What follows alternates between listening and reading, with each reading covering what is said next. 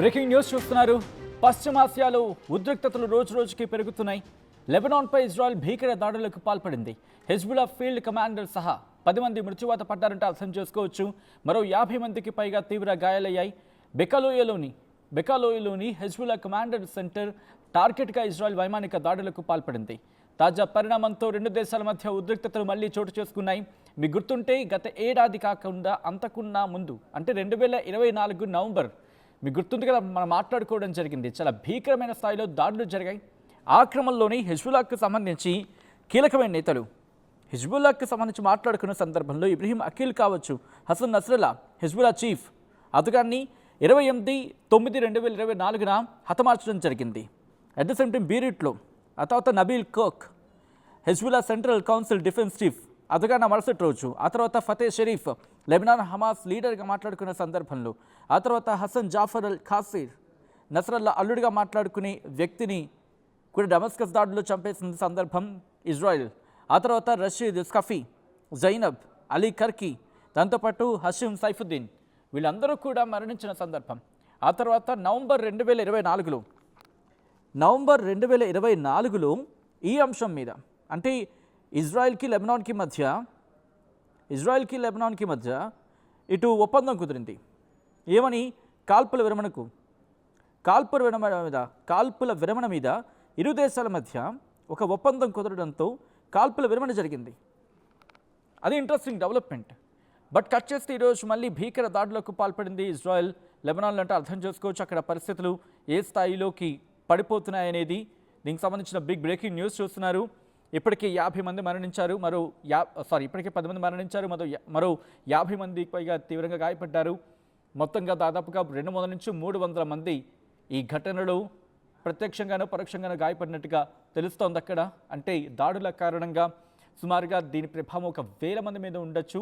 At the same time వందలాది మంది ఇప్పటికే దీని బారిన పడ్డారు, ఆ ప్రభావిత ప్రాంతాల్లో ఉన్నారంటే అర్థం చేసుకోవచ్చు. దానికి సంబంధించిన బిగ్ బ్రేకింగ్ న్యూస్ చూస్తున్నారు.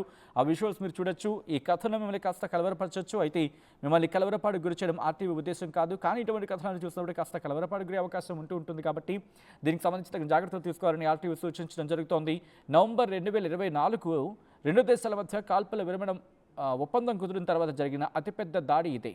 అయితే ఘటన మీద లెబనాన్ ఆరోగ్య మంత్రిత్వ శాఖ కూడా రియాక్ట్ అయింది. ఆరోగ్య మంత్రిత్వ శాఖ ఏమంటుందంటే మృతుల్లో సివిలియన్స్ ఎక్కువ ఉన్నారు, గాయపడిన వారిలో చిన్నారులు ఉన్నారు, మరణించిన 10 మందిలో 3 చిన్నారులు ఉన్నారని కొన్ని నివేదికలు చెప్తున్నాయి. అయితే ఈ దాడితో బెకాలోయ ప్రాంతంలో ఒక్కసారిగా బెకాలోయ ప్రాంతం అంతా శోక సంద్రంలోకి మునిగిపోయింది. ఇంకోవైపు ఈ దాడిని ఇజ్రాయెల్ కూడా కన్ఫర్మ్ చేసింది. తమపై దాడి చేసేందుకు హెజ్బుల్లా సన్నాహాలు చేస్తోంది, దీంతోనే మేము వాళ్ళని టార్గెట్గా ఇటు చర్యలకు దిగాల్సి వచ్చింది. బెకాలోయలోని హెజ్బుల్లా కమాండర్ సెంటర్ను టార్గెట్గా చేసుకుని దాడులు చేస్తామని ఇజ్రాయెల్ చెబుతోంది. ఈ ఘటన మీద హెజ్బుల్లా నుంచి ఇంకా ఎక్కడ క్లారిటీ రాలేదు. అయితే రెండు దేశాల మధ్య మళ్ళీ ఉద్రిక్తతలు పెరిగే అవకాశం కనిపిస్తోంది ఇక్కడ. అండ్ దీన్ని కాస్త ఇప్పుడున్న పరిణామాలతో కొలాబరేట్ చూసే ప్రయత్నం చేశాం.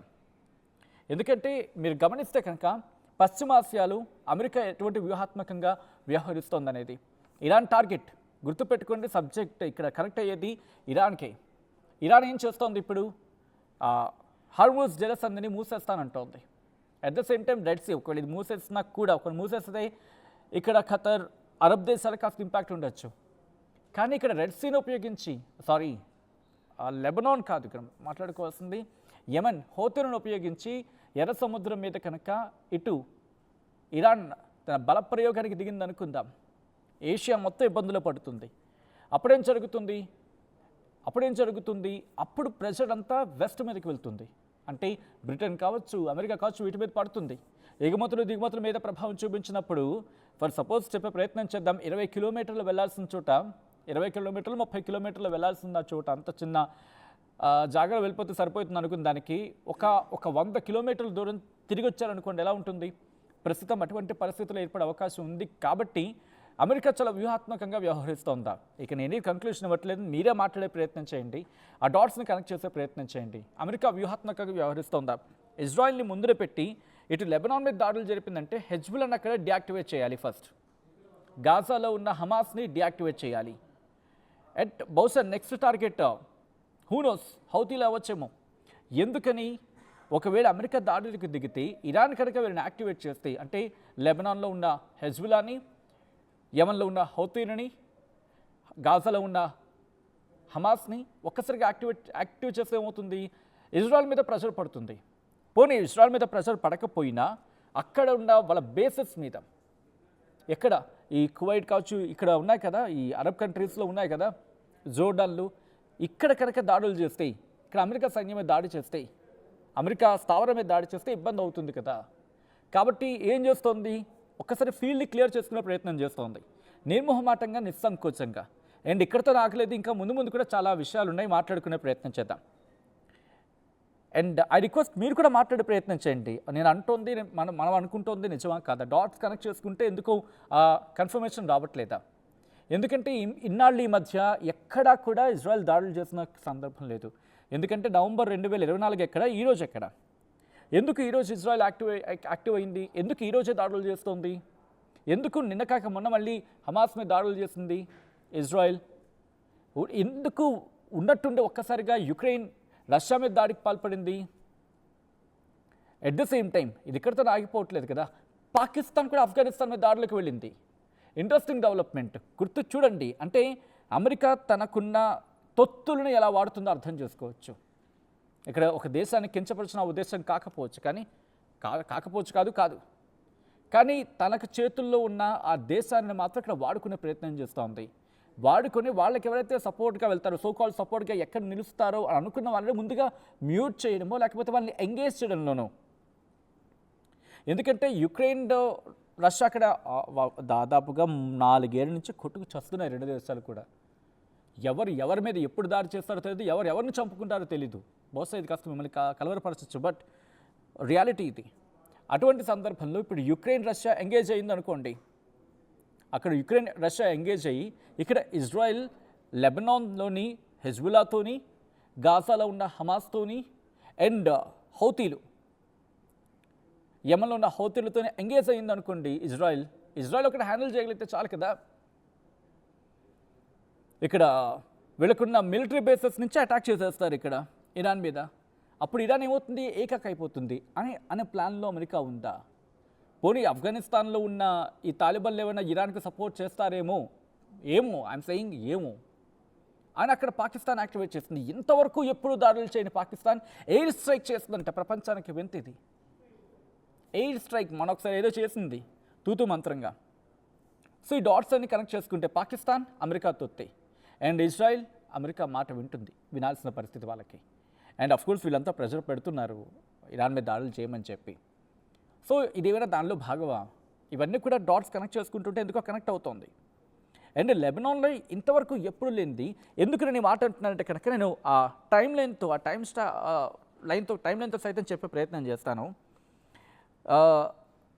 ఇక్కడ ఫవాద్ షుకుర్, మీకు గుర్తుందా, హెజ్బుల్లా వ్యవస్థాపక అధ్యక్షుడు.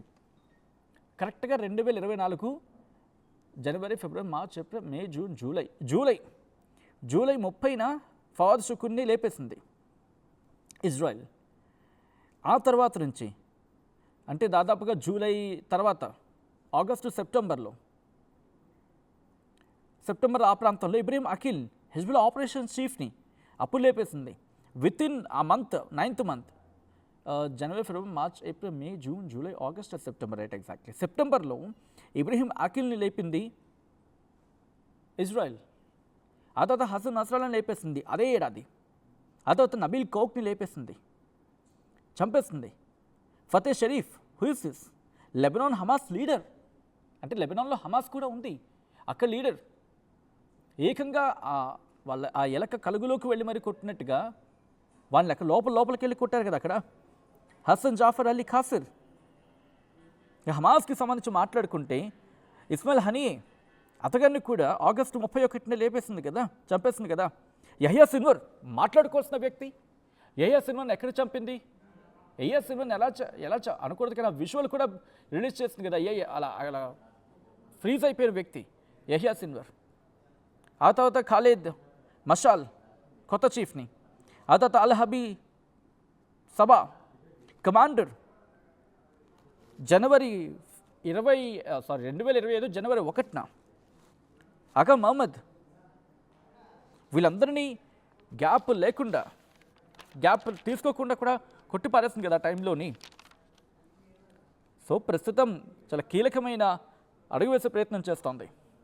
ఎందుకు 2024 August, subject to the correction here it again, west బ్యాంక్కి సంబంధించి మాట్లాడుకునే సందర్భంలో అక్కడ రెఫ్యూజీ క్యాంప్స్ మీద దాడి జరగలేదా? 10 మంది సాయుధ మిలిటెంట్లపై ఇజ్రాయెల్ దాడులు జరిపిన సందర్భంలో మాట్లాడుకోలేదా? 20 ఏళ్ల తర్వాత జరిగిన అతిపెద్ద దాడి కాదా అది? అతత మేలు ఇరాన్ అధ్యక్షుడు ఇబ్రహీం రైసీ మరణించిన తర్వాత మసూర్ పెజెష్కియాన్ అక్కడ అధ్యక్షుడు అయిన తర్వాత పరిస్థితులు ఏంటి? నస్రల్లాతో పాటు సీనియర్ కమాండర్ అబ్బాస్ నిల్ఫరోషన్ని చంపేసిన సందర్భం కూతుర్ని జైనబ్ని వేసేశారు. అదత హెజ్బుల్లా సదరన్ కమాండర్ అలీ కర్కీని చంపేసిన సందర్భం, అదత పేజర్స్ అటాక్స్ జరిగాయి. ఇలా ఒకటా రెండా మాట్లాడుకుంటే గట్టిగానే ఉంది కదా. సో ఇప్పుడు మళ్ళీ ఇన్ని రోజుల తర్వాత ఎలా మళ్ళీ తెర మీదకి వచ్చింది? ఇది వినిపించమాట. మళ్ళీ లెబనాన్పై ఇజ్రాయెల్ దాడులు జరుపుతోందంటే ఇది ఇజ్రాయెల్ జరుపుతున్న దాడిగా భావించాలా, అమెరికా జరిపిస్తున్న దాడులుగా భావించాలా? జస్ట్ ఒక మాట చెప్తారు అంత, అక్కడ ఏదో కమాండర్ చీఫ్ ఉన్నాడో, లేకపోతే ఏదో కమాండర్ ఉన్నాడో, లేకపోతే కమాండ్ సెంటర్ ఉందో, ఏదో చెప్తారు, దాన్ని చెప్పి దాడులు ఏం చేస్తారు. బట్ అది ఎంతవరకు కరెక్ట్ కాదనేది బహుశా అఫీషియల్ వాళ్ళు అక్కడి నుంచి రావాల్సిన అవసరం కనిపిస్తోంది. ఏది లెబనాన్ నుంచి వర్షన్ వస్తే కనుక దీని విషయంలో క్లారిటీ వచ్చే అవకాశం ఉంది. ఈ కథనం మిమ్మల్ని కాస్త కలవరపడవచ్చు, అయితే మిమ్మల్ని కలవరపాటు గురి చేయడం ఆర్టీవీ ఉద్దేశం కాదు. కానీ ఇటువంటి కథనాలు చూసినప్పుడు కాస్త కలవరపాటు గురి అవకాశం ఉంటుంది కాబట్టి దీనికి సంబంధించి తగిన జాగ్రత్తలు తీసుకోవాలని ఆర్టీవీ సూచించడం జరుగుతుంది. This is the distribute content, bureau description is highly advice. ఒక్కసారి ఆ దృశ్యాలు చూద్దాం.